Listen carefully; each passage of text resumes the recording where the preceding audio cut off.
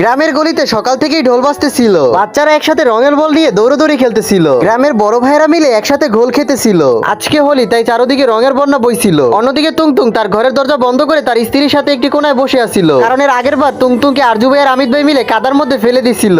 এই জন্য তুংতুং কসম খাইছিল সে এইবার তার গায়ে এক ফোঁটা রঙও লাগাতে দিবে না। কিন্তু তুংতুং কি জানতো বাহিরে কি চলতেছে। গ্রামের একটি গাছের নিচে বসে আমিত ভাই আর আরজু ভাই ঘোল খাচ্ছিল। তখনই আমিত ভাই বলল, ভাই তুংতুং কাকা এখনো বাহিরে আসতেছে না, যদি আমরা তাকে রং না লাগিয়ে দিতে পারি তাহলে আমাদের হোলিটা কমপ্লিট হবে না। তখনই আরজু ভাই একটি শয়তানি হাসি দিয়ে পিছন থেকে একটি বাটা নিয়ে আসে, আর এটা কোনো সাধারণ বাটা ছিল না, এটার ভিতরে ছিল রং ভর্তি। দেখতে দেখতে বেলা দুপুর হয়ে গেছে, বাহিরের লোকজনরা একটু ঠান্ডা হয়ে গেছে, সবাই সবার বাসার দিকে ফিরতেছিল। ঘরের ভিতরে বসে তুংতুং অনেকটাই খুশি হয়ে যায়। হাইরে গেছে দুইজন, তুংতুং জিতে গেছে। পরে তুংতুং গান গাইতে গাইতে নিচের দিকে গোসল করতে যাইতেছিল। অন্যদিকে আমিত ভাই আর আরজু ভাই মিলে তুংতুংয়ের ট্যাঙ্কের ভিতরে রং মিশিয়ে দেয়। বাথরুমে ঢুকে তুংতুং যখনই তার কলটা ওপেন করে তখনই পানির বদলে নীল রং দিয়ে তার শরীরটা মেখে যায়। সেকেন্ডের ভিতরে তুংতুংয়ের সারা শরীর নীল হয়ে যায়। তুংতুং অনেকটাই অবাক হয়ে যায়। তখনই বাহির থেকে সাউন্ড আসে, কি কাকা, আমরা তোমাকে হোলি মাখিয়ে দিছি, হোলি মোবারক কাকা। রাগের চোটে তুংতুং তার হাতে একটি লাঠি নেয়। তারপরে আরজু ভাই আর আমিত ভাইকে সে লাঠি দিয়ে তাড়া করতে থাকে। তাড়া করতে করতে তারা গ্রামের ভিতরে চলে আসে। গ্রামের মানুষ অনেকটাই আনন্দ করতেছিল। তুংতুং এই গরমের ভিতরে দৌড়াতে দৌড়াতে অনেকটা হাঁপিয়ে যায়। যখন আরজু ভাই আর আমিত ভাই দেখতে পায় তুংতুং অনেকটা হাঁপাচ্ছে,